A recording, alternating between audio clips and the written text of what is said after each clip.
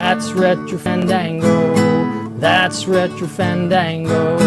When it's Android over iPhone, and you can keep your stupid amiibo and always bashing on Nintendo. But that's Retro Fandango. That's Retro Fandango. Thanks, Retro Fandango. Oh, wow. Hello. Oh, let me remove that. Hello, here we are. Welcome, everyone, to Retro Fandango episode number 238. That's the dyslexia coming in, putting the 3 in front of the 2. Lots of stuff to talk about today, I'm sure. I'm here, Richard's here, we're ready to go. Yeah. That's it. That's my intro. That's my spiel. You know, you could really put any number up there, and I wouldn't doubt it. It's more for 328, 823. Sure, why not? I put it at the front because I want to make sure that I got the right recording. I'm not going to put the wrong episode because that's happened to me before. Oh, so you can do a quick check. Okay, that's right. So it's just like, okay, this is the right file, because even though it's labeled as such, and I download it the way I got it right now, I download it right from YouTube and put it in there. But if I say it, it just, I don't know. It's my little check. It makes it easier for me to check. That's it. Has no other purpose. Because then I'm like, listening, like, did we talk about this the last time, or is this the right episode? And then it just, I guess it's either that or just say the date. Oh, that's even worse. Yeah. Well, the idea was that we were going to record, I don't know, this was years ago, but we had we were going to record them out of order, and I don't know. Anyways, this just makes it simple.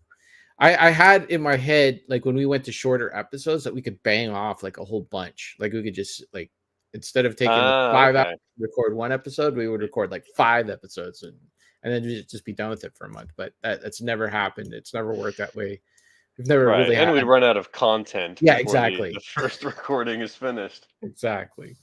This works. Well, as it is, it's been 3 weeks since we did the last one, and I still have all that much content built up. No, that's good. Well, I kind of I'm in the same boat because I had my mom here all last week, and my mom is like, she's a really great person, but she's not a great person to watch movies with, because she is one of those people that loves to talk during movies. Doesn't matter what it is. Even if it's a movie that she really wants to see, and she requests, like, I want to see this movie, she will talk. Not necessarily throughout the entire movie, but there will be times where it'd be like, okay, we're watching a movie right now. So the trick is, we've learned a few things during this visit. The trick is to put on a movie that she wants to see, but we have seen it like a million times, so it doesn't really matter, right? Like, if she wants to talk. So, like, for instance, one of the movies we put on was Rambo. She's never seen First Blood, the original First Blood. Okay. Because she's had that same kind of perspective of the movies that the media has portrayed, and I'm like, actually, the first movie is a really good solid thriller. We're talking about Rambo, Rocket Sauce. You showed up at why do you think he's here? So like, the first movie is actually a legit good thriller. It's not just action schlock, right? So we put that on for her, and of course it gets to the town, and as I'm looking at the town, I'm like, oh, I know it's coming up. Because the film was filmed in Vancouver, in this town, Hope, BC, and I just, like, I know that she went through that area during her honeymoon, and the stories are going to come. So of course she sees it, and she's like, was this shot in Canada? I'm like, no, it was shot in Washington. And then as a Canadian, any Canadian watching a movie, there's little hints that you'll see in the background. Like, the movies will do their best to hide things. They'll try their best, but there's always like little giveaways. So eventually there was one shot where you could see a Home Hardware in the background, and Home Hardware is a Canadian what's that called, where you go buy tools. No, where you go, a place where you Oh, go buy tools and stuff. Hardware store. It's home hardware. oh. It's right in the name. Is a Canadian branded hardware store. So I was like, okay, yes, it was shot in Hope, BC. Well, then that just segued into a bunch of stories about her honeymoon when she was there and all that. And I'm like, Mhm. like Rambo's like he's running away on a motorbike right now. Isn't this exciting? No, it's story time. So you either pause the movie and wait till she's done, but it's a movie that we've seen a bunch of times. So Yeah, I've learned that I can't really watch movies with other people for that reason. nobody My else. kid, yeah, my kids are pretty good. They'll sit and watch a movie. My wife occasionally will make a comment, ask a question, give a little, comment here or there. If we're in the theater, nothing. Everybody's quiet Yeah. there. But at home, people feel a little bit more comfortable to just, I'm gonna say what's on my mind. I don't like that. I like sitting down and Wow. watching a film uninterrupted. Now, again, if it's something that I've seen a bunch of times, the occasional comment comes out here or there, or if as a group you have all seen this film a bunch of times, then anything goes. If you want to make jokes, comments, all that kind of stuff, that's no problem. But yeah, for the most part, I just like to sit and watch the movie and think about the film, not Right. commenting and questions and all that. Well, I don't mind. So I yeah. don't mind a question here or there, like if you missed something or something like that, or you got like a quick comment about, like, if my mom was like, "Oh yeah, we went there," like if she's like, "We went there during our honeymoon. Let me tell you about it after the movie." Cool. All right. Yeah, I'd like to hear the story. Like, how much, because she was there in the mid 70s, so like it was like right at the same, almost the same time frame. So like the town Mhm. probably didn't change that much. So, anyways, I don't mind that stuff, but I'm talking like full on, like it's story time. Now I'm going to tell you, Mhm. the whole background of everything and how we got there and how much gas we had in the tank of the car when we got there and how we were worried about the going through the mountains and blah blah blah, I don't know. that Maybe kind of stuff. maybe she thought you would get really excited, and then in your mind, maybe her story is going to be more interesting than First Blood. You never know. I'm sure that is exactly what she's thinking. Yeah, and then yeah, Sauce brings up a good point. If the movie is so bad, like Madam Web, you can talk. I haven't seen Madam Web, I don't know, but like when we have our bad movie night, I mean, the comments are all part of it, even though we've all Well, haven't seen it. that's Okay, what you're going in for.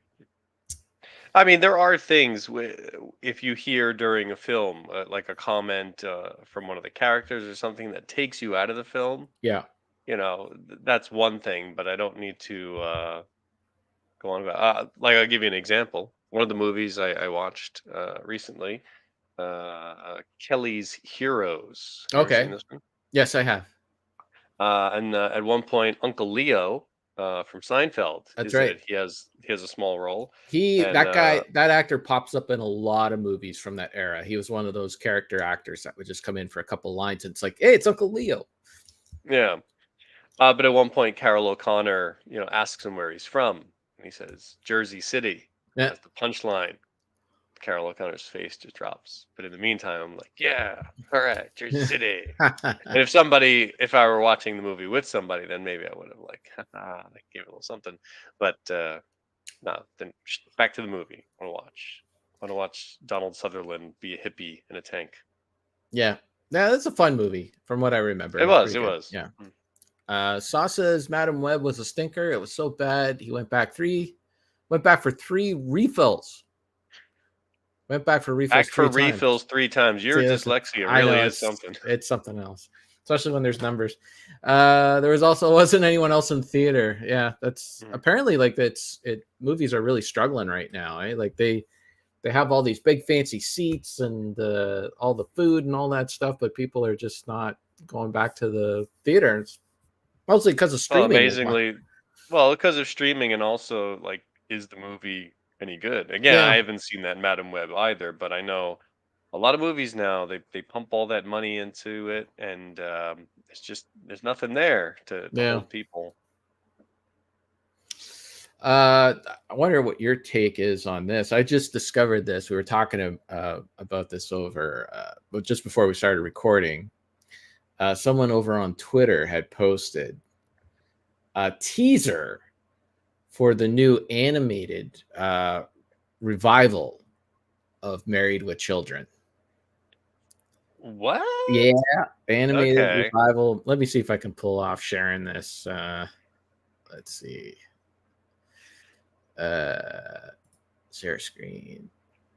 Okay, let's do that. So there we go. There it is, right there. Well, this is exciting. Yeah. Do you want me to play it down? Is it going to have 1 audio? minute and 11. Yeah, go ahead. Can you? And here's our house. Believe it or not, it was the cheapest house in town. Yep. Starting today, after years of misery and pain, the Bundys have finally won. Son of a bitch. Oh, there's cussing. Well, now we know why the house was so cheap, Al. You bought a home with a sinkhole. Yes, Peg, but at least you're finally 6 feet under. Oh. Love and marriage go together like a horse and carriage. This And they're really going over the top with some of the jokes. other, you can't have one without the other. Love and marriage. It's an institute you can't disparage. Ask the local gentry, and they will say it's a... I know a lot of those are visual Good gags. to be Yeah. back. All right. Oh, that might But- be okay. Might be. Well, from first look, it just doesn't seem like something that's going to last very long. I don't know. They Maybe they'll had. get a season or two out of it. I don't know. I remember the Trailer Park Boys did an animated season. Was it a one or They two? did two. They did two. That one And was then it seemed to have fell off. Yeah, it's such a weird thing, though. I mean, bring back Married with Children, and I heard Ed O'Neill and oh gosh, I'm blanking. What's the actress who plays Peggy? Katie Seagal. Katie Seagal. I was just gonna say it. But I didn't hear the other voices. Did they get the kids back? I'm not sure. I don't know. And I'm wondering why they're moving. I'm guessing that's because Amanda Bearse probably has nothing to do with this. Oh, I know. Maybe I they got rid of yeah. Marcy and Jefferson or Steve, depending on how they wanted to go. Yeah. Oh, but it also, wait a minute. Well, Yeah, okay. I believe I also saw Buck. the not dog. Lucky. Yeah. Yeah, but like Buck died in Oh, canon. So I'm that's guessing right. they're erasing a lot of show history. Yeah. The later seasons, they did a whole bunch of things that they just paved right over and said, Yeah. nope, let's forget about that. They brought in Seven, that little kid who was like their. Oh, their geez, I forgot nephew. about that. Oh, yeah. Yeah. I think they just go right into the part that everybody remembers, kind of Just thing. yeah, from the meat of the when they were at their peak. Yeah. And going from that, but it looks like they're moving down to Florida or something. Looks like it. Yeah. I don't know. It might be okay. I mean, I like the there was a Canadian sitcom called Corner Gas that it was on for several years and it was a hit sitcom in Canada, which is pretty rare for a Canadian sitcom to be a hit. And they did an animated series for several seasons. I think it lasted 5 or something. And they could do more things that they couldn't do in the television show. Like the stories got a little more not fantastical, but just like bigger story ideas, like parts of like it took place in a small town in Saskatoon, and the town itself played it was a character in the show, and they could do more things to the town, like renovate things and stuff like that would be like too expensive to do in the real show that they were able to do in the animated series. Also, it also was one of those shows that did a lot of those cutaway jokes, kind of like Family Guy-esque. So those cutaways got a lot more elaborate in the animated series. So, you know, there are some story ideas that they probably couldn't do for budget reasons that you can do. You can do a lot more locations and stuff like that, you know, in an animated series. Yeah. But I think that was also one of the charms of having a cheap show that couldn't do that, because then a lot of it was through the performance. You sell those ideas when they just talk about something. Mm, Some of the funniest things in Married with Children are when Al would come home and then tell a story about what happened at the shoe store that day, right. and it would be kind of this over the top exaggeration thing. But now it seems like they're going to try to show all of that. Like one of the Probably. things in the clip was him fishing and pulling out a dead body, Yeah. which is something you kind of expect them to hear on the news, but you never see it. Right. I Yeah. think the comedy sometimes works a little stronger when you can't show it and you have to leave it up to that's such a strange visual, but we're just imagining it. Sauce says a fat lady walked into the shoe In store the today. shoe store Now you're gonna today, get to yeah. see the fat lady who walks in. Yeah, Yeah. but like some of the funniest ones, I'm sorry. Well, that's the other part of this is Married with Children. The humor, so much of it would not fly today. I mean, they got in trouble back then when they were going off with some of this. Yeah, but But see, cartoons are the exception though. Like you see the stuff that Family Guy gets away with even today, you know, and it seems to get a pass, that stuff, because it's a cartoon, so it's not as offensive. Or South Park or whatever. Like the thing with this kind of animation that they're doing too, it looks fairly cheap and like the computer generated. So yeah, well, everything's computer generated now, but it doesn't cost very much, you know, so it doesn't need that big of an audience. Most of their cost is probably in the voice cast than right. show itself. So you don't really need that big of an audience, and you can let it, you know, you can let it grow on some sort of streaming service or something like that. And they're evergreen, so you just leave them up there, and they'll just make money forever and a day. So not much. So if the content is there. Yeah. But Yeah. it sounds like Ed O'Neill and Katie Seagal, but Christina Applegate, I know she's had quite a few health issues over Yeah. the years. So, But you know, sitting in I don't a know. recording booth, just recording your voice is a lot less demanding than actually having to go on screen and perform. So, Right, you know, she right. might be able to do that. Who knows? And like the retro Fandango idea, you could bang out a few episodes at a Yeah, time. that works so well. It was a beautiful idea. The ideas I have that go nowhere, something else. I don't know. Did they say where that show's going? Retro Fandango in the toilet. No. The Married with Children. Is it going to be no. on Fox? Is it on some kind of Yeah, streaming service? I am literally the headline reading guy. I saw the tweet and there was a video there. I hadn't even played the video yet, so I Okay. have no background information. Let's see. This is from the Mead 4K. Let's see if I can click on him. No, I have no idea. Don't know. I'm imagining it's some streaming service. So, who has Married with Children in the States right now? They probably got the rights for this. I don't know. Yeah. That show was something magical though, because it was equally bad as well as genius.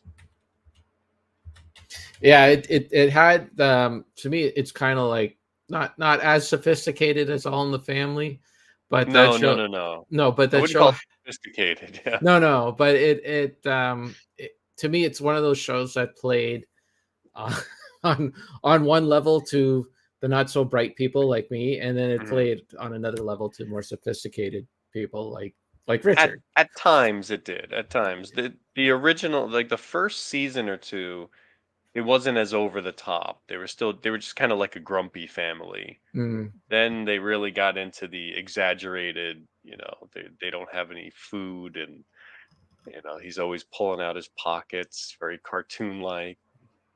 Later on they went really cartoony and then just seemed to try everything. Yeah. But when it worked really well. I can't find out where it's streaming. Oh, speaking of bad cartoons, yes, I'll just pepper in my viewing. I was very excited that I picked up a copy of The Warriors. Okay. and I was all keen on watching this again, and I saw like, ooh, it's the ultimate director's cut. Bet you Oh. there's some cool added stuff in there.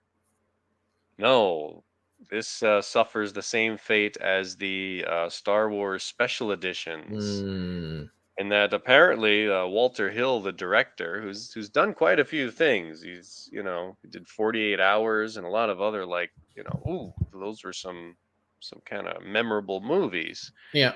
He always pictured this as like a comic book. So for the director's cut, what they do is all the transitions from one scene to the next, they'll kind of like stop the movie. It turns to really bad CG cartoon comic book panels, then does like the meanwhile, and then Oh my panels goodness. shift, So and then like it goes to the old Batman TV show? kind of, and then it'll come up and with another cartoon image and then fade back into the film, and it does it with many of the transitions between scenes. Mm. And then at the beginning there's something about um talking about I think it was like the Odyssey, like the old Roman tales of like the these warriors were trapped away from their homeland and they had to fight and get back, and it's really distracting. It's very annoying, and unfortunately, um, that's it. If you buy anything called the director's cut, you got to look at all those cartoons.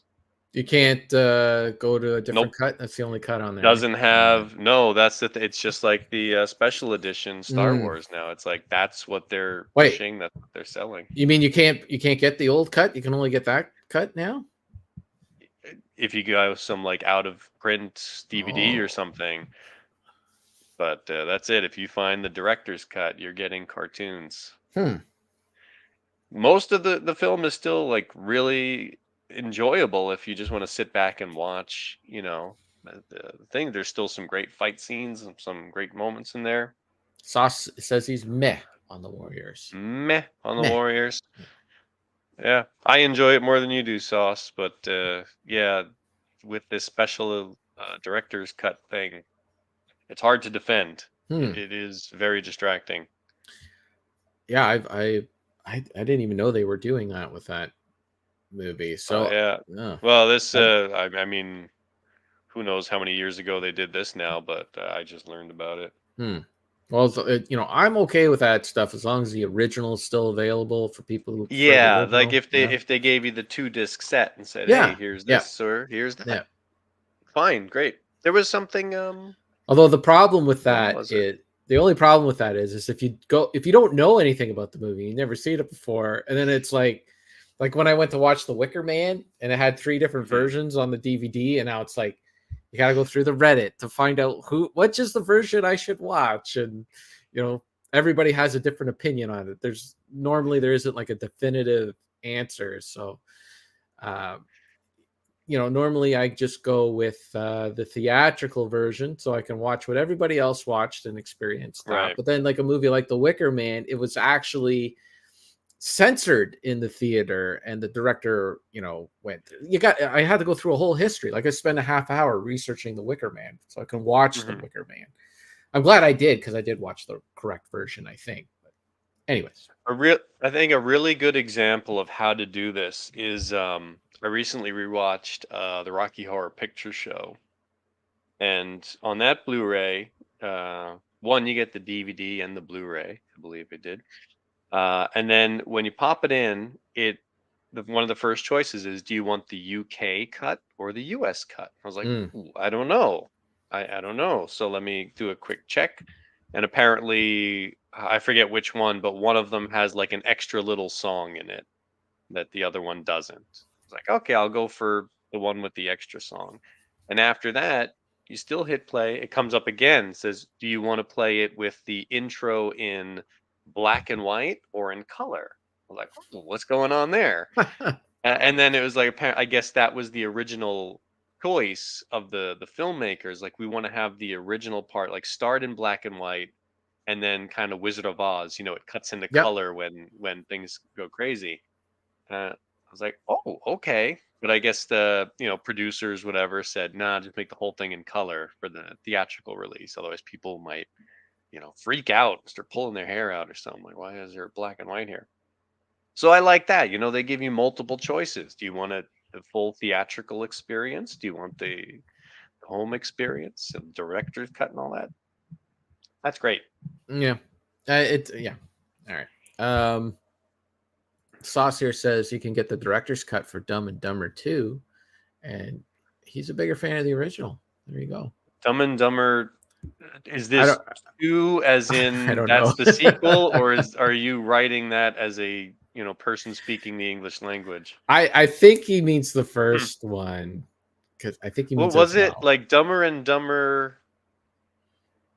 Was the first sequel called 2, like TOO? I think so. Yeah. Well, there was a sequel, like, or where there was, TO or TWO or I think the movie that followed Dumb and Dumber was like the Young Dumb and Dumber, where it wasn't. That's When Harry Met Lloyd. Yeah, I think that was the first one, and then they came Yes. back with Dumb and Dumber 2 TOO. But I'm not sure if he's talking about 2 or 2. Yeah. But he's talking about one of them, anyways. And he says the sequel to Rocky Horror is not good. I didn't know there was a sequel. Yeah, I think we talked about it actually. I think so. I can't remember. Okay, we've been yakking for a half hour. Let's actually get into some stuff here that we've been watching. So as you recall, I got my Action 20 movie collection. Oh yes, and also known as the Burt. The Burt Reynolds is featured center. That's the artwork for the movie Seamus, which is in this collection. And yeah, I watched it. It was pretty good. Pretty good by film standards, or pretty good by Burt Reynolds film standards? So this is what I'll say. It's one of those movies that tries. How can I say this? It's trying to be serious and a little bit of comedy mixed in. And if you're liking the comedy, then I think you'll like the entire film. If you're not liking the comedy, then it won't work for you. So it depends on if you find the characters charming and if you find the characters funny.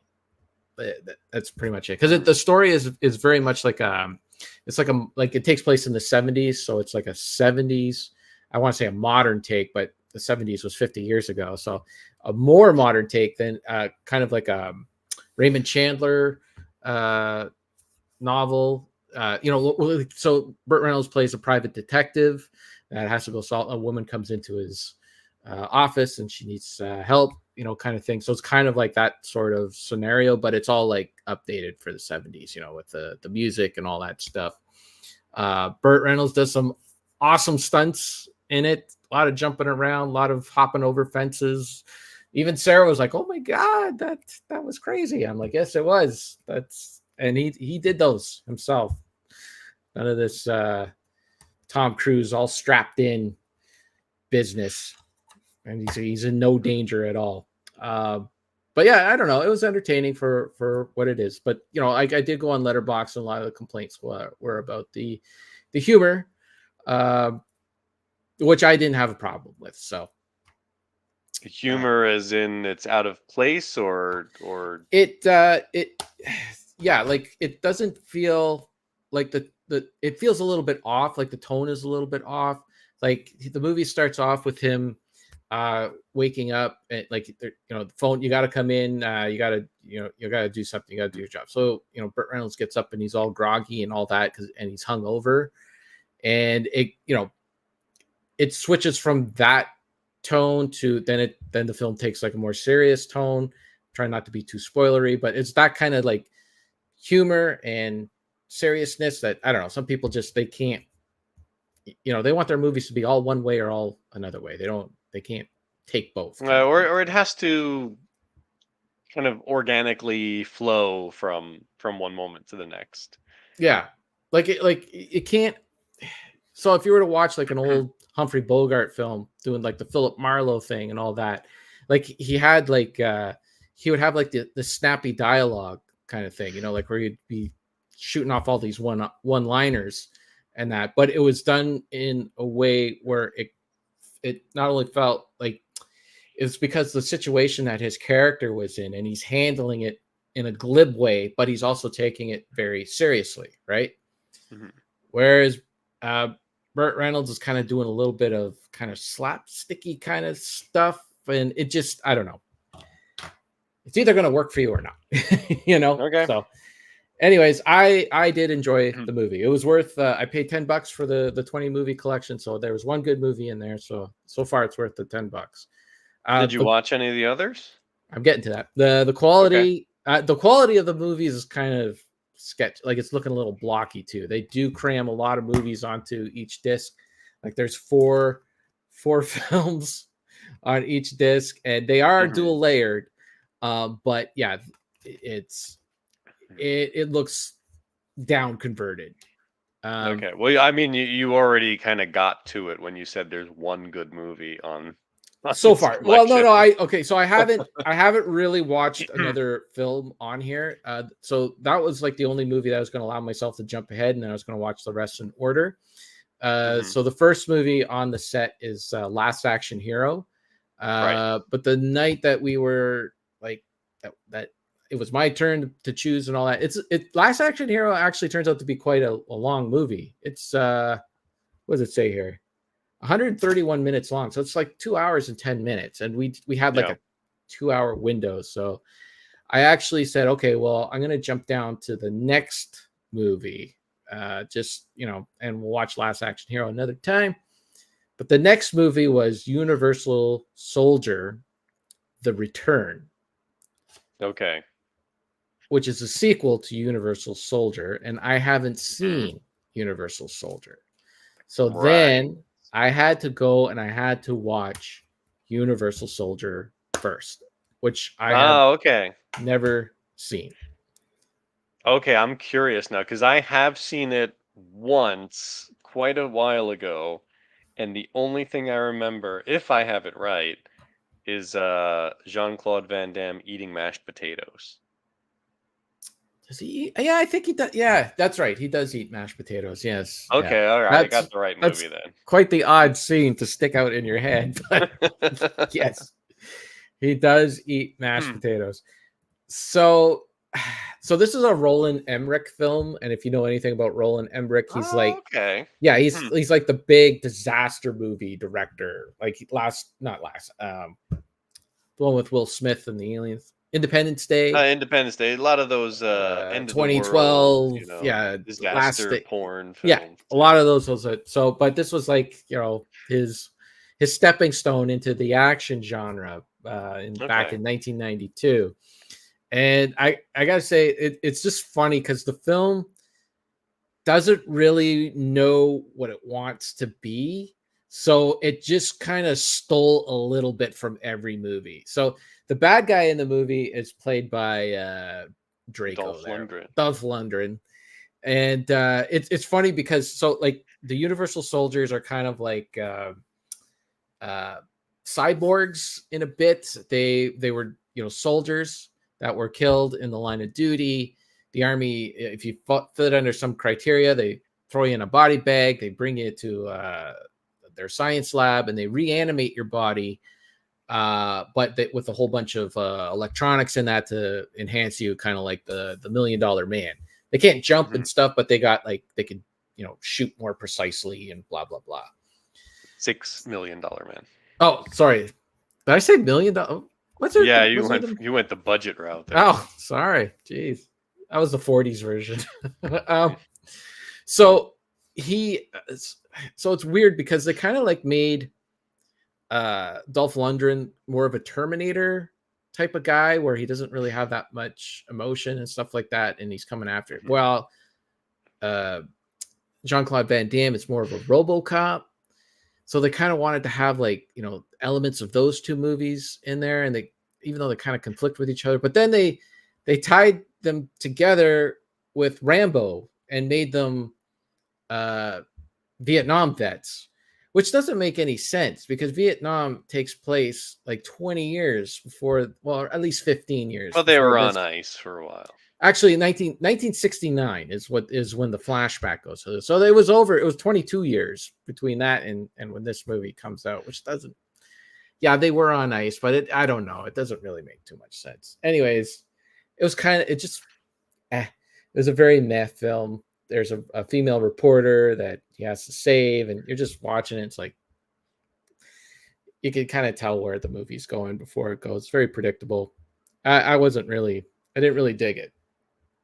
But I needed to watch it to get to the sequel.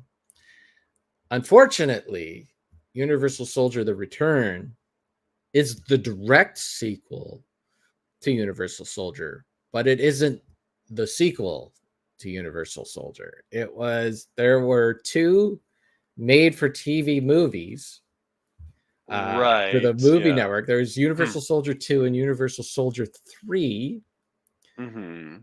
that were retconned, like they were like thrown out when Universal Soldier: The Return comes out, because that movie just kind of ignored those two movies like it never happened. Right, what became a popular trend over the years.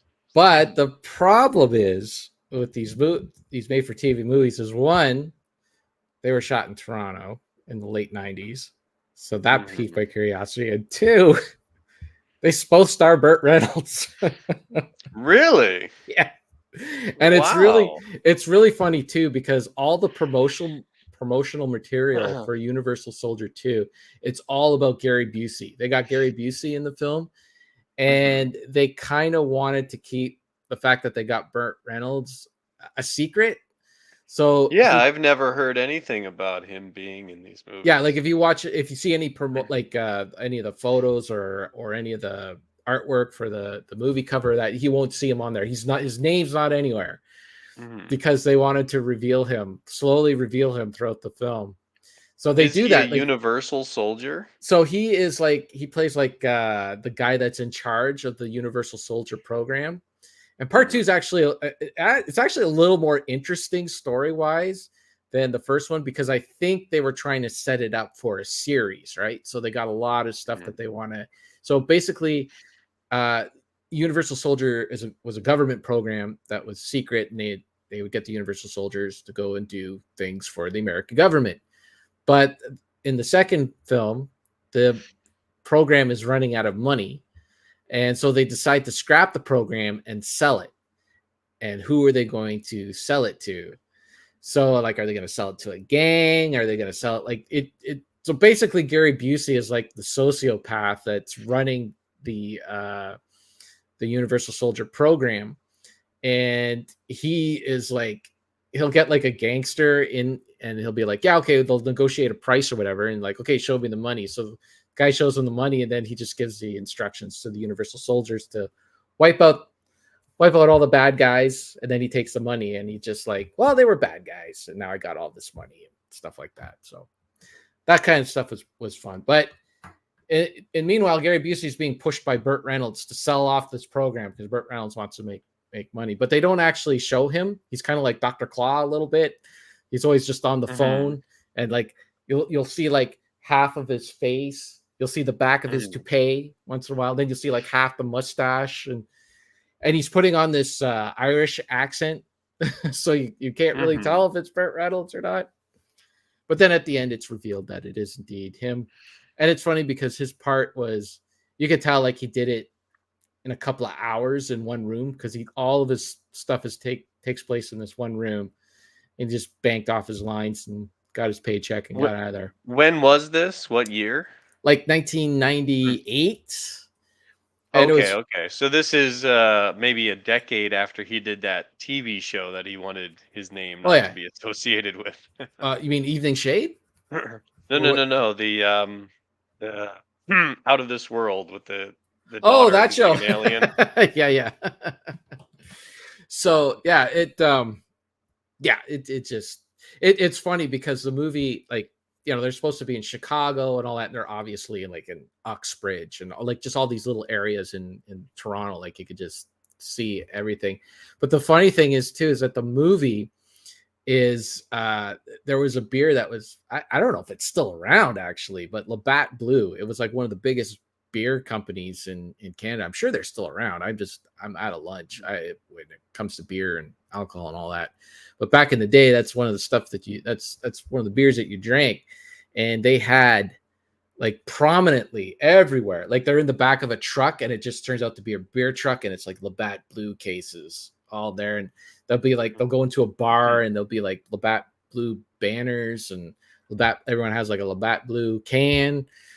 And obviously, like they got some sort of stipend from Labatt Blue, and then I'm searching in the credits at the end of the movie, and of course they got permission to film in certain places and all that thanks to Labatt Blue. So obviously it was like one I'll scratch your back if you scratch mine kind of thing, some free advertisements. But Sure. So did you know that Burt Reynolds was in this movie going into it, or that was just a little surprise for you? No, I knew it going into it because so I watched it on my Android box, and in the Android box it gives you like a list of everybody who's in the film, and his image was right there, and then and then right beside it was Universal Soldier 3, and he is prominent in Universal Soldier 3, like his face is there. So I knew he was in the third one. And then when I clicked over the second one, I'm like, is he in the second one? And yeah, he's right there. So I did know that he was in there. But so you watched how many of these horrible, horrible movies that you never want to see again? Only the two, Universal Soldier 1 and 2. I tried to get to 3, but I couldn't find it. It wasn't for some reason 2 is there, but 3 was not there. That's kind of the thing with the Android box. Sometimes, like if it's something that's obscure, there has to be someone with the server up, for you to access it. So I guess it just wasn't there for that reason. I don't know. But Creepy Josh, I'm sure he's got you covered. Yeah, Creepy Josh, get Universal Soldier 3 on your Plex so I can watch it. It might already be there. It might be. Who knows? I should go check it. But yeah. Anyways, I'll watch it eventually. Because I do have to get to the return. Because I am going to watch them all. Because they are like, as bad as they are fun. They're fun, like in just really like a stupid, like I don't have to think tonight. I can just watch this really dumb movie. Yeah, occasionally you like a movie like that. I haven't seen it in a very long time, but anytime I play Broforce, there are a couple of Universal Soldier characters in there, and it makes me think, maybe I should go back and see that. The I'm all ears guy or something. Yeah, that's right. Yeah, he collects the ears because that's what they did in Vietnam. And it's go for it. It's yeah. I'm not giving it a recommendation. That's all I'm saying. I did rewatch a movie called Showdown in Little Tokyo starring Dolph Lundgren not too long ago, which is not a great movie, but it is a Mark L. Lester film. Okay. That's the director who did Commando and another movie on my I recently watched Firestarter. Okay. The Drew Barrymore, Stephen King one, also directed by Mark L. Lester. So there's one thing you're guaranteed with his films is there's going to be a big ending with lots of explosions and stuff going off. Just like Rambo. Just like Commando. And Commando. And yeah. Well, speaking of movies with lots of explosions. So if we want to get into the not so special podcast challenge to watch a movie with every letter of the alphabet, I needed an X movie. Ooh. And I've seen all the X. Did you go behind the curtains? No, not an X-rated movie. Not an X-rated movie. Do those count? Like a lot of, I'm sure X is involved in. I'm sure you can find some that start with the letter X that you can go ahead and watch. And I don't know. Anyways, I've already seen all the X-Men movies, and I've seen Xanadu. So there was one movie that I had purchased in Sturgeon Falls, Ontario, around Christmas time for $0.25 for 25 Okay, wait a cents. minute. Wait, movie that starts with, is this a well-known film? Yeah, you know it. Okay, starts with the letter X. Give me some hints. What Okay. genre or It's action. extreme? Came out in 2001, I think. 2001. 2005. 2005. Hmm. Director is Rob Cohen. Hmm. Um, and Samuel L. Jackson is in the movie. It starts with X. 2005. Oh, okay. Triple X. That's right. I watched the Triple X. Oh, does that count? I've never seen that. What do you mean? Does it count? It's Well, because XXX. it's triple X. So is it XXX or is it That's how it's technically spelled. T? I would say, please make this count. I watched this so I could get an X. It doesn't say T anywhere. It doesn't say triple X. It's XXX. That's how I've Because only seen it. I always that hear way. people call it triple X. I'm sure in the trailers and that it's called triple X, but that's XXX as far as I'm concerned. That's how it's spelled. It's not a phonetic challenge. It's a spelling challenge, I think. Well, it's according to Wikipedia, XXX stylized as lowercase x, uppercase x, lowercase x, and pronounced triple X. It's pronounced triple X, but it's spelled. That's how it's spelled. Yeah. I think. Wow. Yeah. Okay. Yeah, I didn't even think of this. So, Yeah. hey, I can use that. Please say it counts, because then I'd really watch this for nothing, because I would have stopped this movie after. So I've gotten this question before in the past. It's like, people say like, well, you watch a lot of schlocky films, you watch a lot of stuff that's really silly, and there's silly premises and all this stuff, and you don't, but you give those movies a pass, or you're entertained by those movies. But when it comes to stuff like Triple X or the Fast and the Furious movies, and I think I've talked about this before, but I need to reiterate, the problem isn't the schlocky stuff, the fun stuff, the action, the jumping around, and all that stuff. The part that I can't take with these movies is Vin Diesel, the whole like macho, I'm too, what does he say in the movie? I think I wrote it down here. He says, yeah, I was made for this shit, and then he gets pulled out of the airplane with a parachute on and goes down. Like, I can't, like, James Bond would never say that. You know what I mean? That's the part I can't stand. I think a lot of it, with him is certainly the attitude, the delivery. Like, that's look at me, the I'm so great. douchebagginess. Like, I got nothing for you. Like, I wouldn't even cross the street to shake your hand, dude. I don't like, all that stuff doesn't really appeal to me in the slightest. The movie is laid out very much like a James Bond film. They even have the gadget guy, the Bond girls, he's a spy going undercover because there's some sort of virus that some sort of agency wants to put out there, and the villain's kind of James Bondy. So the whole thing feels a lot like James Bond. It's just, it doesn't have the suave, cool spy. It's got this douchebag that should, like, he's like a YouTube guy before YouTube, like an extreme. It's funny too, because like all the technology and everything that they're using to put him on the internet, like he's driving in this car, he steals like some rich guy's car and he's going to crash it because that's, everybody's against it's all like a Elon Musk kind of guy that a lot of people don't like. So he's going to be the hero that crashes his expensive car. And they put on like these cameras on the car to shoot him for the internet, and they're all like these big, hunky, bulky things. And today you can just put GoPros everywhere and you'd be done with it. But anyways, not great. Not my kind of thing. Are you gonna go for the sequel with Nope. I got my exit.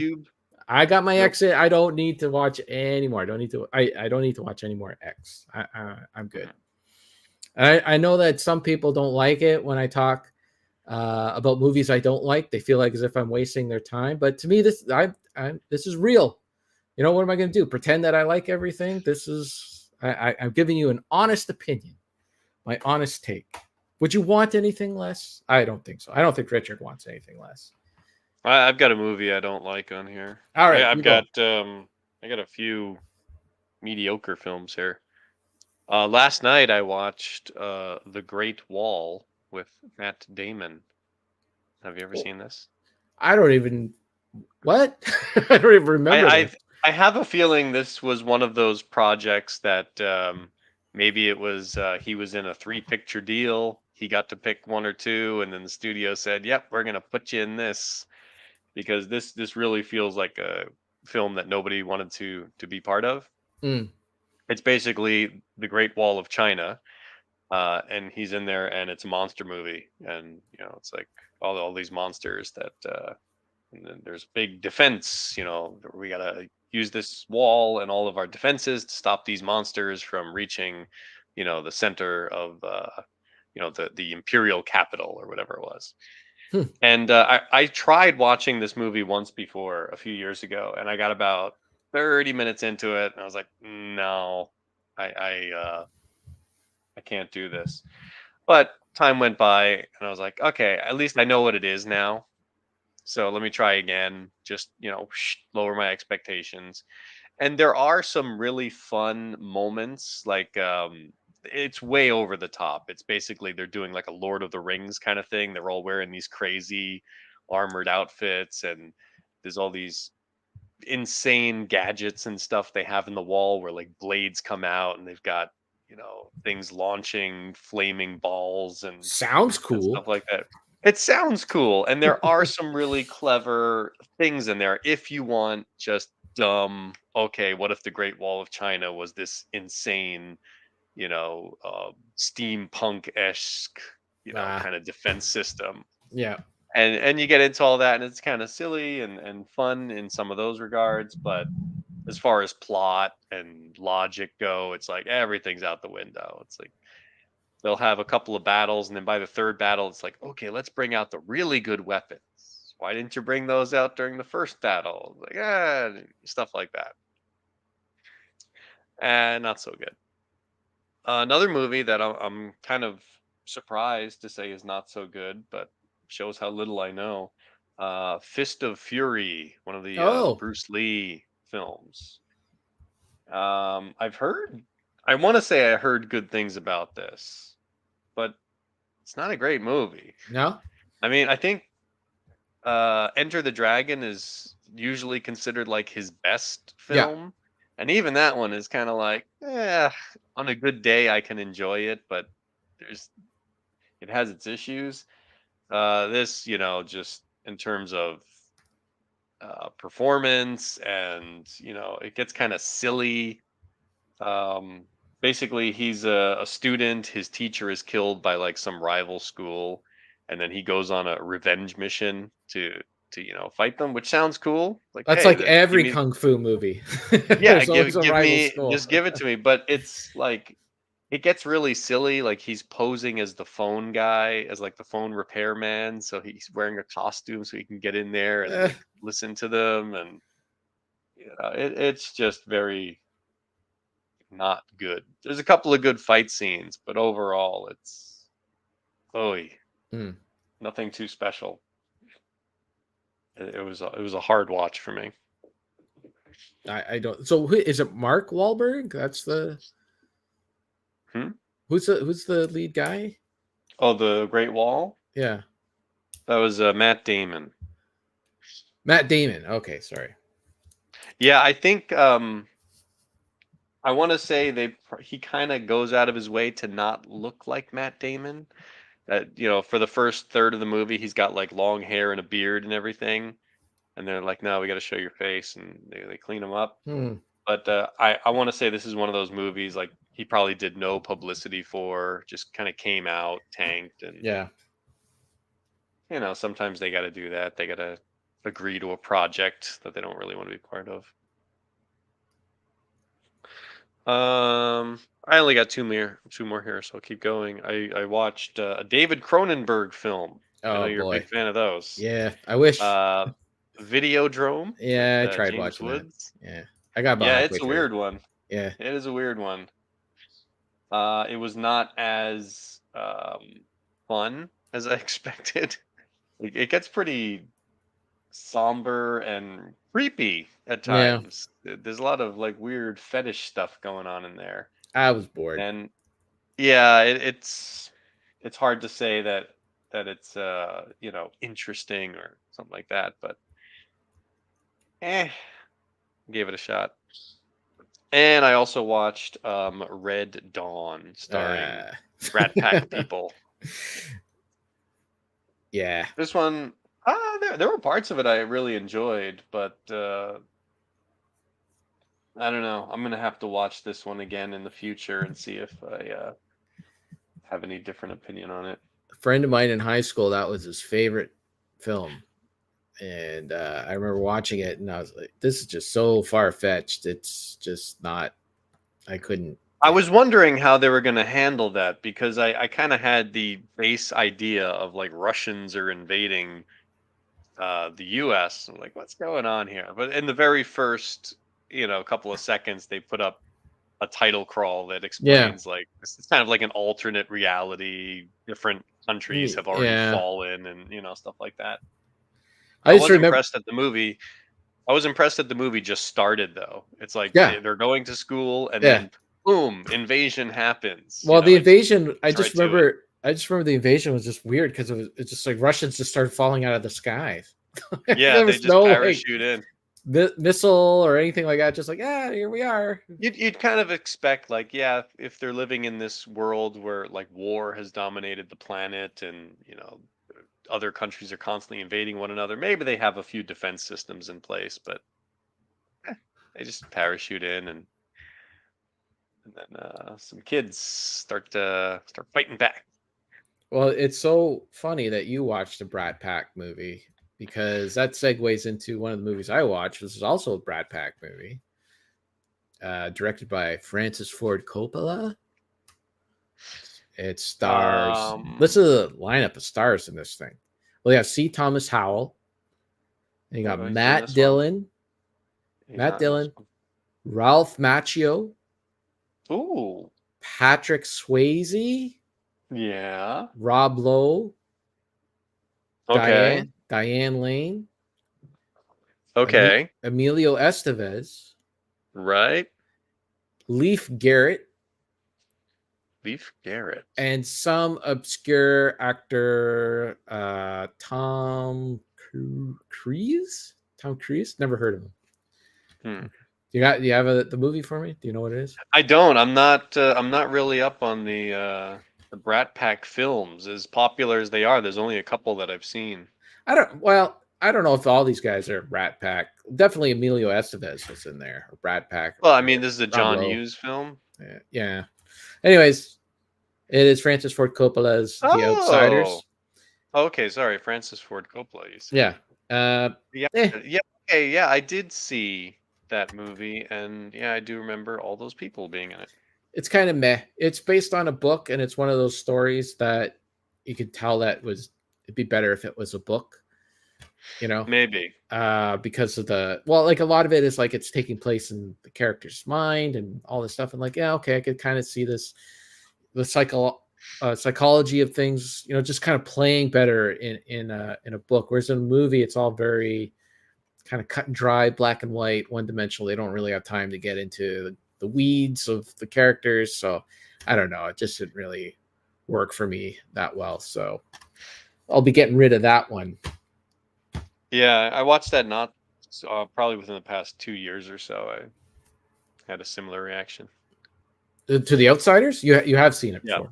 Oh, okay. Yeah, I did see it, but yeah, it didn't really do much for me. Sitting there cutting each other's hair and yeah, stuff like that. Yeah. Well, and then there was the one guy. Was it Pony Boy? Was that Pony Boy? Yeah.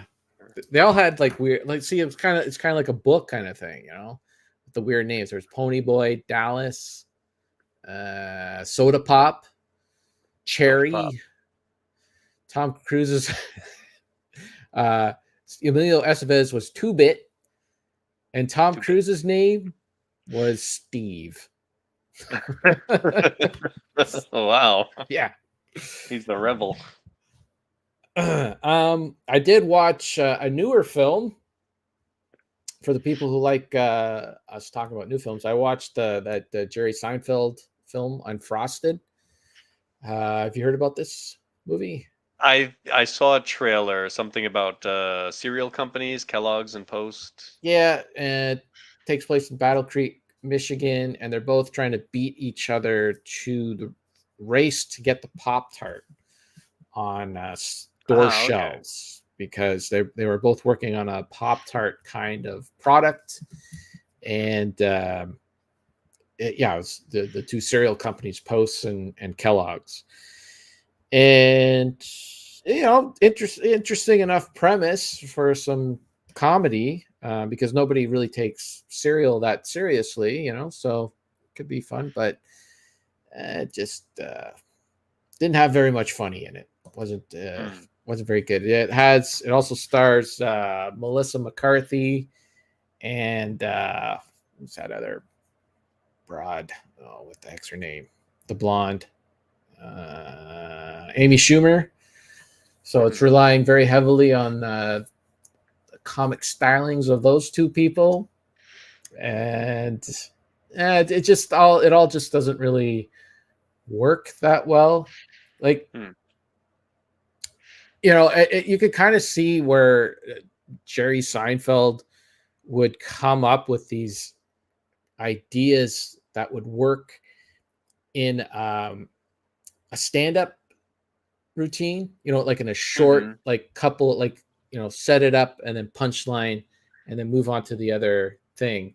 And you can kind of see where he would come up with these things, and then Larry David would like extend it, into make it into something that was more substantial for a television show. And this movie was definitely missing that part, that it needed Larry David to kind of beef this thing, like to make it more into a story that would be interesting for a movie, because it just there wasn't that much funny in it. It just all the jokes kind of fell flat. There was one nice little cameo from the guys from Mad Men, John Slattery and John Hamm. That part was kind of fun because they're trying to market the Pop-Tart, so you get the guys from Mad Men who were show that took place in the 60s, and they played advertising guys, so that was kind of neat. But the rest of it is just kind of meh. It's on Netflix if you want to watch it, so go nuts. Oh, maybe that's where I saw the trailer. Yeah, when I saw the trailer, the first like 5 or 10 seconds of it, I thought it was a documentary. I thought I did that's too. kind of neat, like Jerry Seinfeld doing like a cereal documentary, Pop-Tarts and stuff. Okay, that could be kind of fun. But then I saw, this is a story, a narrative. Yeah, because I've seen Jerry Seinfeld do stuff like that in the past. Like he had a really good it was a made for TV documentary, but it was on Abbott and Costello, and that was really well done.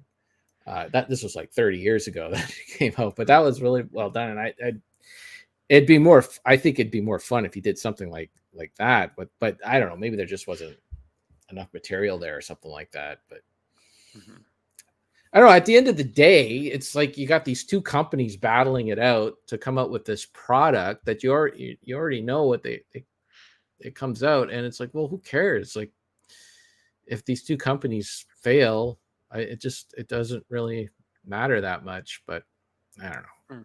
Anyways, the idea is to put like funny in it, make it funny, put enough comedy in there so you don't really care too much about the story and all that, and they just kind of forget to do that. What else did I watch? We had the gang over for bad movie night, and we watched this movie called Black Sheep, and it's a Kiwi film.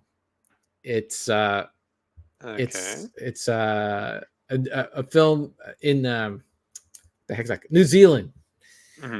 So it's a, takes place in New Zealand. It's a New Zealand production and all that, and it's kind of a comedy / horror film, very much in the vein of Shaun of the Dead, where this agency comes up with this crazy contagion kind of thing that they're trying to build, and some sheep get into it, and the sheep become zombies. Okay. And New Zealand they got a lot of sheep there, right? So like this thing could spread really fast between all the sheep. So that's kind of like the thing of the movie. But it really wasn't. Again, it was one of those movies that has a premise, but they forget to make it funny. It was no Shaun of the Dead. Shaun of the Dead is funny. Shaun of the Dead is hilarious. This movie just did not have it, and it was kind of like it didn't really make for a good bad movie night either, because it wasn't over the top enough. It wasn't schlocky enough. Kind of took itself a little too seriously. I don't know. Wasn't really that great. There was one character in the movie, the female character. Her name was Experience. That was her name. Experience? Experience. Yeah. Watching a lot of movie with people with weird names in it. Anyways, you don't need to see Black Sheep. You're good. Okay. Yeah. I did watch a good movie called The Savages. It's I forgot to bring the DVD out here because I put it away because we're keeping it because it was that good. It stars Laura Linney and Philip Seymour Hoffman. And it's about this brother and sister. They're kind of living they're living on the West Coast. Their parents are still on the East Coast. Their mother has taken off. Their dad was living with his girlfriend, and then his girlfriend passes away, and his dad is suffering from dementia. So they have to kind of come back to New York to get their father's affairs all in order and take care of him and put him into an old age home and all that. And it's a good family drama with some real emotion and real good acting performances. It was a female director, Tamara Jenkins, which a lot of times. That name sounds familiar. Hang on. I don't think she's directed anything. Maybe you do. Like, she's directed a movie called Private Life and Slums of Beverly Hills. Nope, not the person I was thinking of. Yeah, I didn't think so. But it was compelling story, solid acting. Pretty good. I recommend that. Savages, or it's either Savages or The Savages. I think the official title is The Savages. I gotta hear you. The Savages. But on the poster, it just says Savages. There's a very small, fine "the" in there, so a little confusing. But yeah, it was an entertaining film. And I think that's pretty much it for me, movie-wise. Like I said, I rewatched some movies with my mom, but nothing really like Sarah and her watched Titanic one night, and I was not up for watching that again. I've seen it enough times. Oh, and I did watch. Okay, there's this. Oh yeah, what am I talking about here? I did watch a couple of for the ABC and Not So Special Podcast Challenge. I needed a U and a Z, so I watched a couple of concert films. I got the U2 Rattle and Hum and ZZ Top live at Montreux in Switzerland. So that took care of my U, and that took care of my Z. Right. I forgot you can do the. You can watch like stand-up comedy and stuff like that. Well, it's it starts with the U2 Rattle and Hum, and this is ZZ Top live at Montreux. Gotcha. The Rattle and Hum, I wasn't that jazzed about. It's kind of a mixture of a concert footage and documentary. The concert footage was fine. I'm not a big U2 fan. Sarah was, she's the big U2 fan. She was singing along to all the songs and all that. Then the concert, or the documentary stuff was kind of like, I don't know. It was just a little, it was a little off. Like they had just released Joshua Tree and their popularity was kind of taken off. And I don't know if they were trying to be clever like the Beatles. Like the Beatles would have like those legendary media scrums where like the media would ask them about them changing their hairstyle or their thoughts on the Vietnam War. Then they would give like these really clever, flippant answers and that. And you could tell like Bono is like really, he's into all the political stuff and all that. And it felt like they were trying to do like a similar kind of vibe. But I don't know. Wasn't really my thing. But Sarah was really enjoying it. And then ZZ Top, this is just a straight concert. Good stuff. It's done in Montreux, which is kind of a jazz and blues festival. So they do shift gears into some jazz and into some blues. And it was interesting. Billy Gibbons is like an amazing guitarist. He gets up there and he makes it look so easy. Makes it look like anyone could do it. He's just so effortless. Like when he performs. It was only like this was 93 minutes and this was like 80 some minutes. So bank those off, get them done. So I needed a V movie. The V. So there was a movie in our collection. No, it wasn't Videodrome. Instead, I think I would have rather tried to watch Videodrome instead of watching View from the Top with Gwyneth Paltrow and stewardess movie. Like a stewardess movie? It's a flight attendant. Sorry, Richard. Flight attendant. They prefer to be called flight attendants. Flight attendants. So the interesting thing about this movie is that they put everybody on the cover. You got Gwyneth Paltrow, you got Candice Bergen, you got what's her name? I can't see from here. John Travolta's wife. What the heck's her name? Kelly Preston. Then you got Rob Lowe. Then you got Christina Applegate. Hey. Also in the movie, though, is Mike Myers. You won't see him anywhere on here, though. It's almost like as if he doesn't want anyone to know that he was in this movie. You do get his name at the bottom. But, it's almost like he doesn't want anyone to know.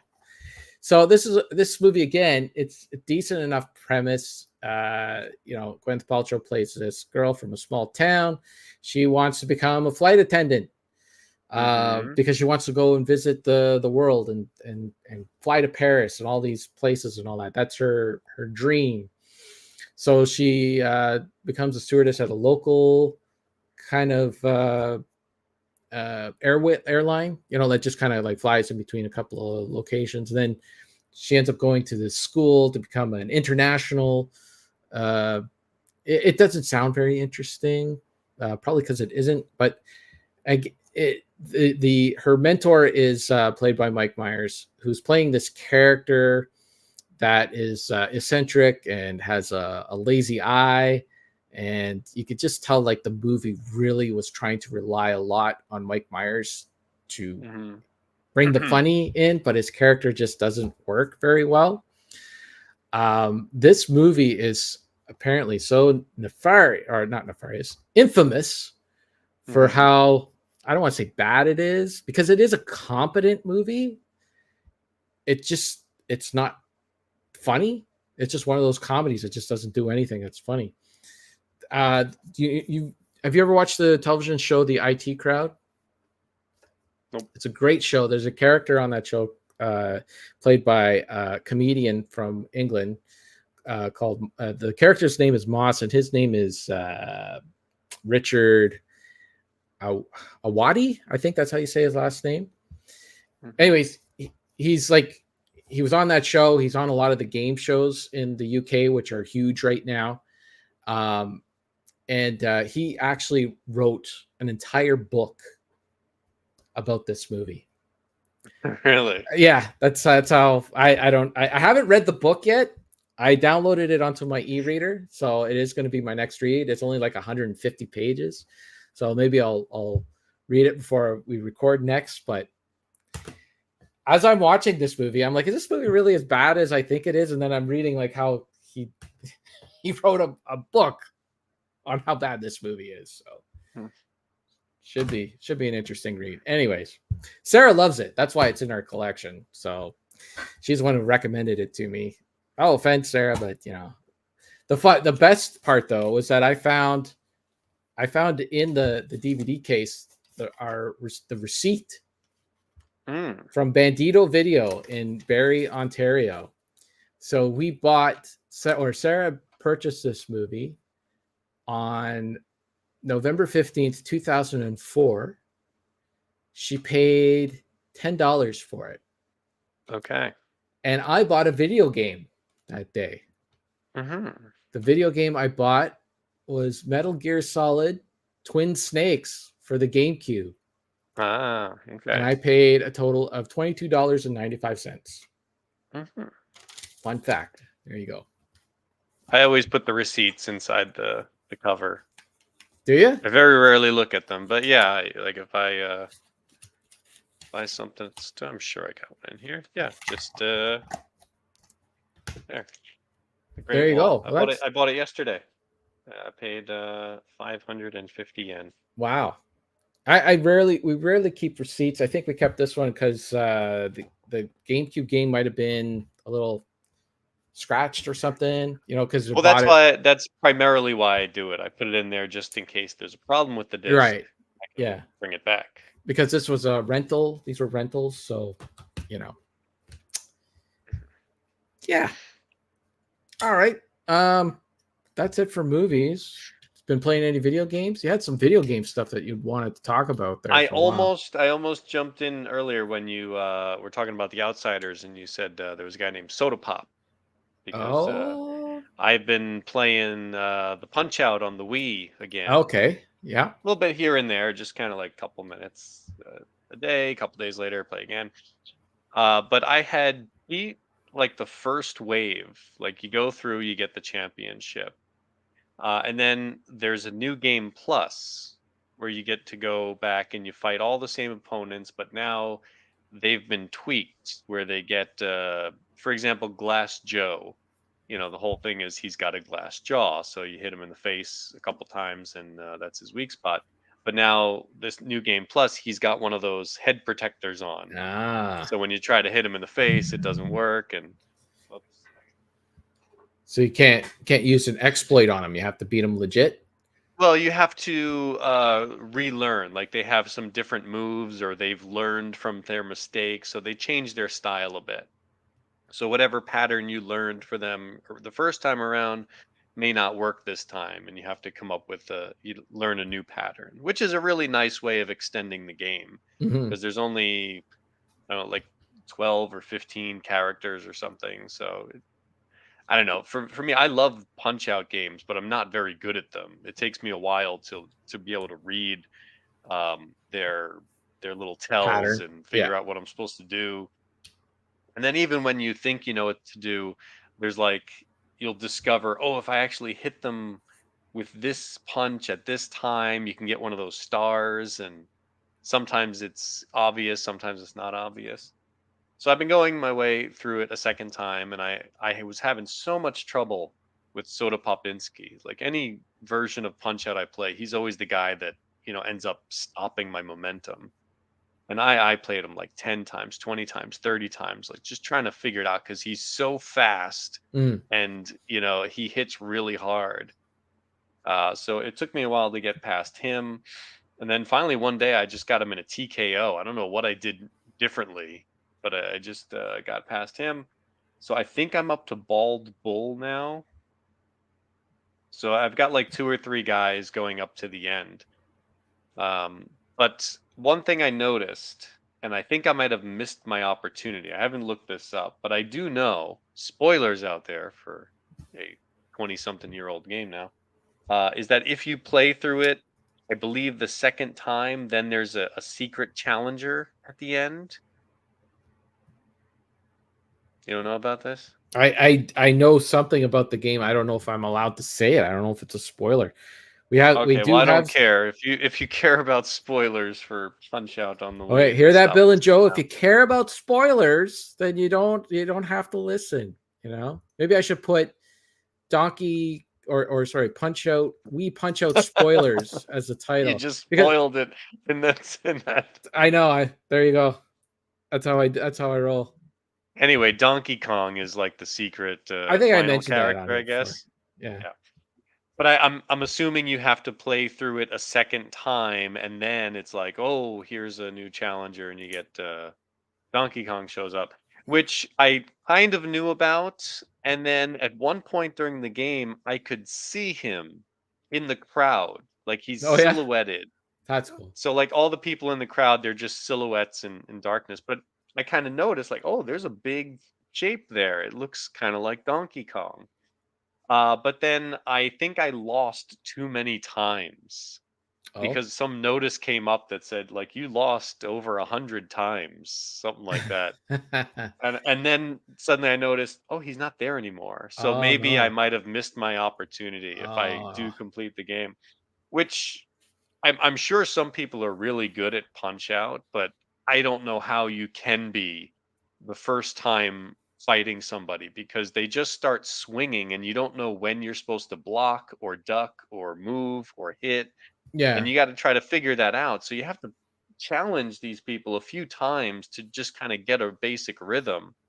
But even then, it still takes me like 10, 20, 30 times to figure out, okay, I have to remember he's throwing a right hook first, then he's throwing a left jab, then he's going to wait, then he does this one where there's a delay and you can't move, and I don't know how you're supposed to figure that stuff out that quickly. Maybe it's just my reflexes are getting worse and worse as time goes by, but I You can still enjoy always it. I'm just not very good at it. you can always just start it once you have it all figured out. Start a new file and kind of Yeah, thing. yeah, Yeah. yeah. But then now by the time I've, fought opponent number 10, I don't remember what I had to do to get through the second opponent. And I was like, oh Fair enough.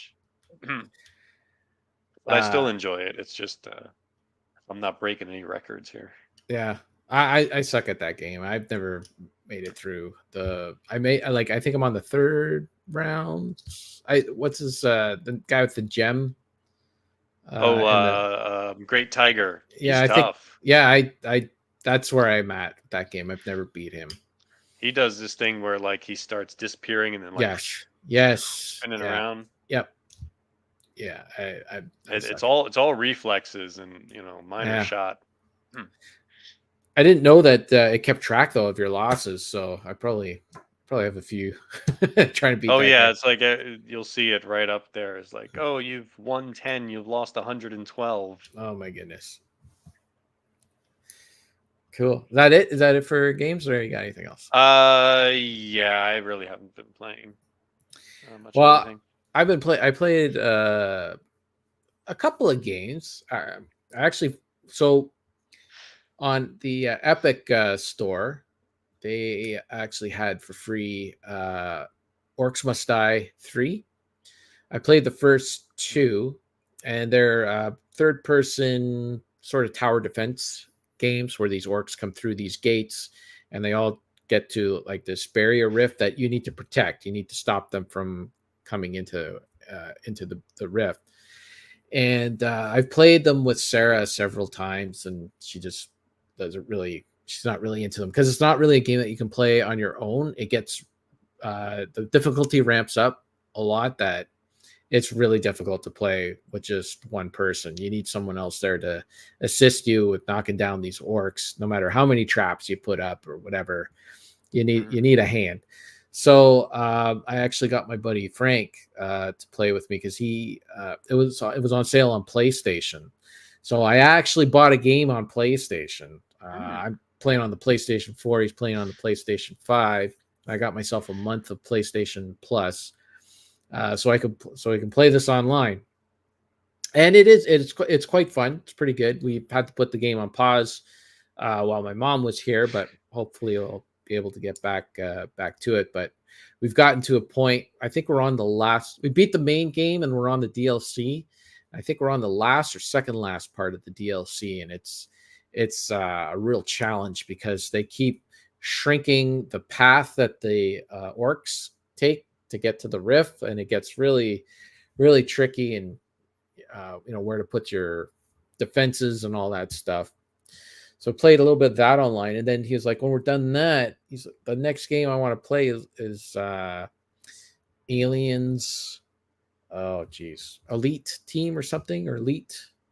whatever. Oh yeah, it's like I think I've seen that game, Alien Firestorm, something like that. Fire. Ah, jeez, I'm terrible with names. Anyways, the game is it was on like as he's telling me this, I'm looking at the game on PlayStation and it's like $40 or whatever, and I'm like, dude, I'm not going to spend $40 on this game. Fire Team Elite. Yeah, that's it. Okay. But it was on sale on Steam, and Mhm. it has crossplay. You can play on the PlayStation and PC. You can play together. So I ended up picking it up on there. So I only messed around with it a little bit because we're still working on Orcs Must Die. But when we're finished that, we're going to fire that up. And I just played a little bit of the first level, and it feels a lot like Left 4 Dead. Where they've you have like your standard aliens that are coming to attack you. And then you have like ones that can spit, kind of like the zombie that could spit in Left 4 Dead. Another one that comes right up and knocks you down. And someone has to come and rescue you, kind of thing.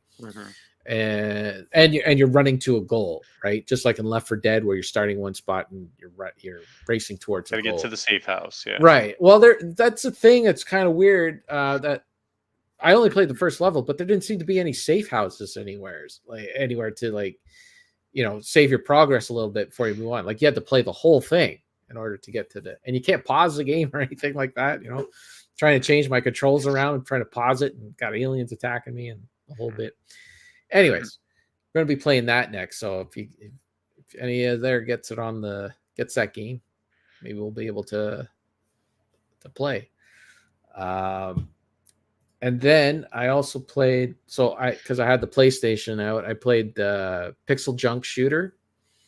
I had the Ultimate Edition. I don't know where I bought this game. I don't know. It was just there. And I'm like, oh, and I started messing around with that. It's just a little 2D sort of twin stick shooter, but you're kind of going through like a maze where there's all the different elements like hot, water, light, kind of play into how you kill different enemies, and you're kind of exploring. So you're going through and you're saving your dudes who are like standing around in the maze, and you go and you have let's see, the left trigger pulls out like a grappling hook to grab them, and then your right trigger is to fire. And sometimes you can't kill some enemies. You can grab like an element, it'll be like a plant that has like a big water fruit on it that you can grab, and you can like shoot it at like guys who have like fire kind of thing.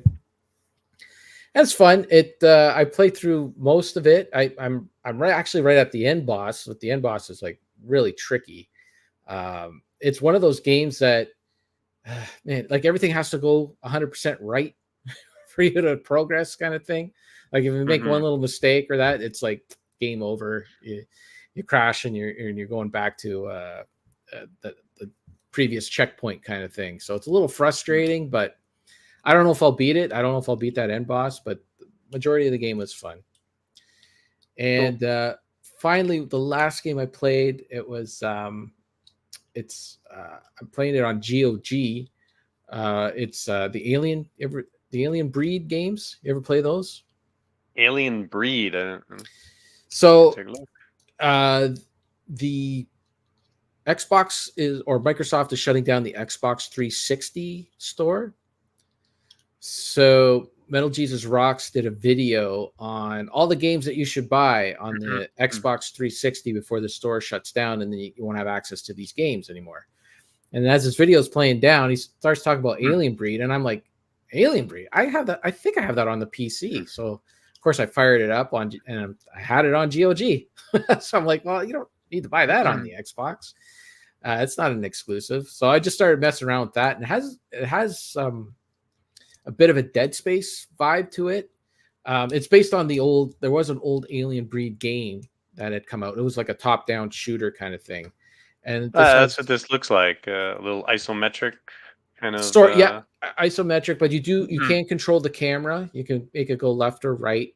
Your left stick moves the character. Your right stick aims your gun.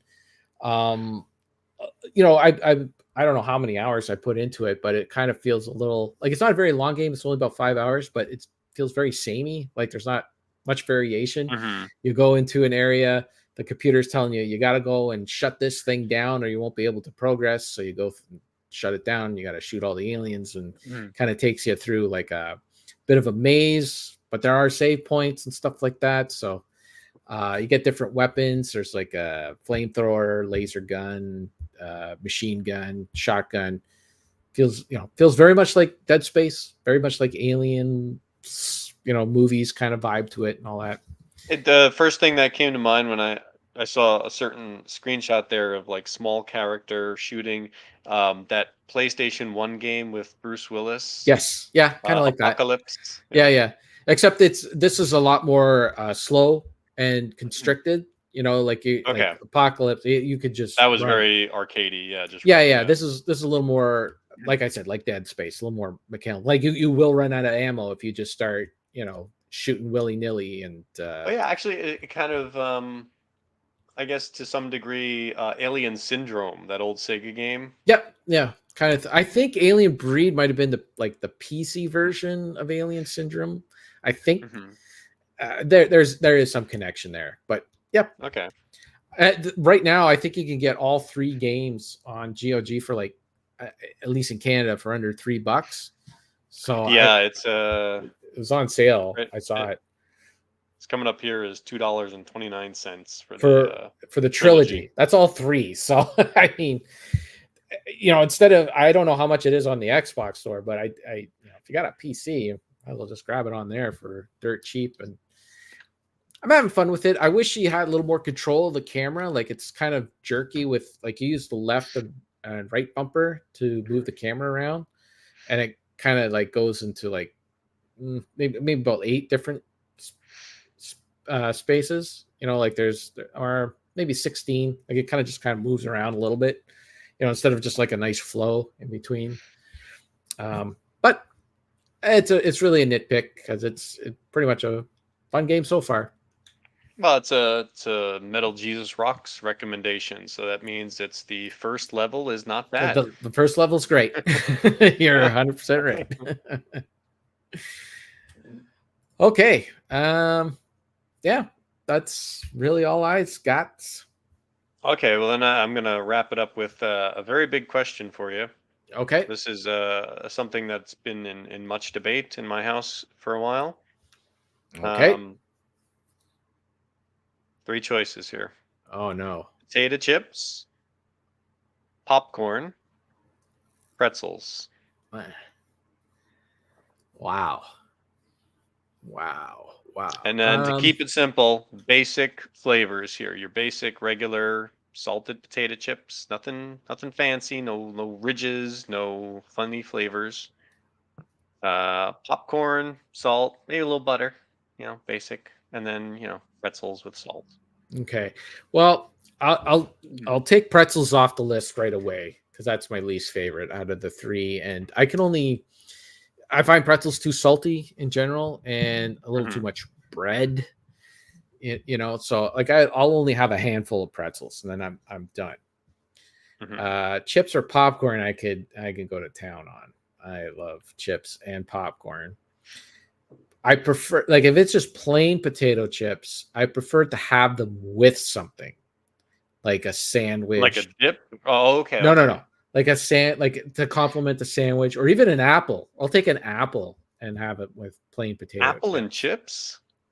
It's good. You take a bite of the apple, you get the sweet, and then you put the salty chip. Yeah. I know there is something between that salt sweet balance. Yeah. I like it. I will eat plain potato chips, but if I normally I'll have them with something. But popcorn, yeah, I can go to town and eat popcorn on its own. I love Bill got me turned on to that whirly pop thing, which is like you put it on the stove and it's got like a little device that comes down and it stirs the kernels and it cooks them all into a pot, like right onto your stove. And then you put a little bit of was it flavor? Oh geez, I can't remember. It's like what the stuff that the movie theaters use. It's like the type of salt that they use. And you can put some chemicals. butter. Yeah, it's pretty much chemicals. It even says like right on the box, like this is not a good source of iodine or something like that, or I don't know. Anyways, it's not good for you. Movie theater flavoring. Yeah. But Okay. yeah. Wow. Yeah. Yeah. I'm exact opposite. Yeah, you're a potato chip guy? No. Oh. Pretzels number one. Oh, really? I'll go for pretzels over chips and popcorn anytime. Oh, I think wow. because they are breadier, and if they're too salty, you can always like knock off some of Yeah, those big that's cubes. true. That's true. But I'll Yeah. definitely go for pretzels. Then chips, popcorn. I really can't eat too much of that stuff binds me up. Yeah, you know what? Sarah kind of has the same problem. Like it more of a bloat thing with the popcorn. Yeah, And I kind of well, like you said with the pretzels, after like a handful or two of popcorn, I'm okay. good. Like even though I know it's gonna hit me later internally, it's just I'm good. Okay. That's cool. Sarah's big on pretzels too. She always gets the rolled gold pretzels. So Mhm. that's cool. When you come over, you and Sarah can fight over the pretzels, and I'll just sit there Oh and gnaw yeah, down on my popcorn. Be good times. What are Vox's thoughts on combos? Man, I haven't thought about combos. combos in a long time. Yeah, I haven't had combos in a really long time, but I do remember them being pretty salty. Like whatever that goo is, they stick in the middle. Yeah, that's my It problem with them. yeah, it's not a normal filling. It's not like, oh, here's some cheese Yeah. or something like that. It's like it's this chemical paste Well, stuff that they see, pump in there. the sauce is from Wisconsin, so and Wisconsin, they're big on that fake American cheese. So that's Yeah. So when I eat pretzels, I like a plain pretzel, and the majority of the ones that I buy, that are available here, they come from Germany. So it's like, oh it's a quality pretzel. That's a real yeah, pretzel. yeah, for sure. Occasionally, you find the chocolate covered ones. That's a nice little treat. It's like, Sarah that's loves those too. She buy every time I go to the bulk barn, she'll buy those, and those are pretty good too. But I mean, like with I can have at the most 3. Like it's just a little because it's too much. Like it's for the best though. It's like I got my fill. sure, Like yeah, you're definitely not. I Yeah. can say when. Combos, I don't think I'd be able to eat like an entire bag. Now he's asking So cheese or peanut butter. for the combos, Yeah, I think there are peanut butter ones. I don't. I'm not a big fan of um, either, to be honest.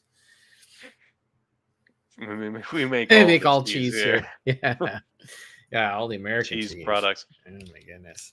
Yeah, but then once Wisconsin. you start throwing in different flavors and stuff, if you got chips, your sour cream and onion or whatever kind of fancy flavors you want to go Mm, to, that changes things up. yep. Yeah. Popcorn, the cheese and caramel mix, you get some of those. That's pretty good. Yes. The Chicago mix, as they Right, with the right. sweet and salty. Yeah. Yep. Yeah, There you go. Well, I was just curious. that's good because it's time for me to eat dinner right now. So now you made me really nice and hungry. So Hmm. good job. Good work. Right. All right. So who has won the argument in your house? What's going on there? Everybody's got a different answer. Everybody's Really? got a different combination. Yeah. This is such a Wisconsin thing to say. The best pizzas are made from Maz from Wisconsin. From Wisco. Wisco, Best pizzas are made with Maz from Wisco. Yeah.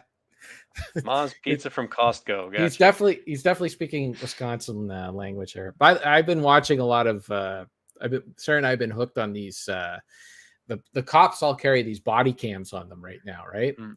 And there's one channel called Body Cam Watch that they go into the Wisconsin, like all the areas in Wisconsin, like La Crosse and everywhere, and get these body cam footage and make YouTube videos out of them. So it's like a lot of it's like cops stopping drunks or going into bars or all this stuff.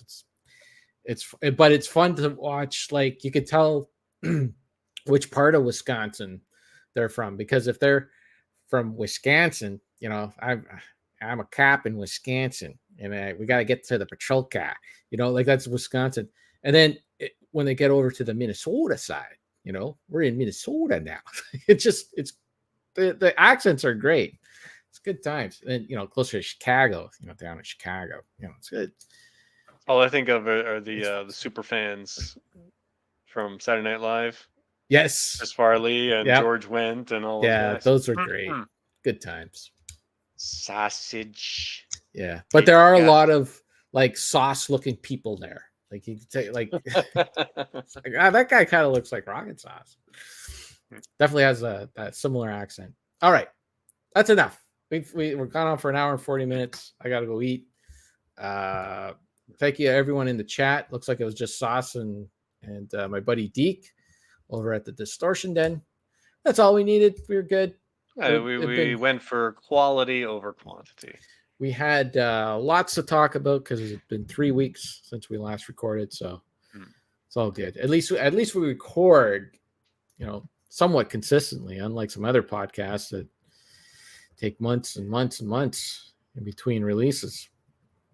By the way, so Not So Special podcast. I'm not sure if they got to it yet, because I every time I listen to that show, they're about to get to the movies and then they start talking about something else other than the movies. So I haven't finished it yet, but I need one of those guys so I can finish my list. Because right now, all I need on the list is a W and a number video.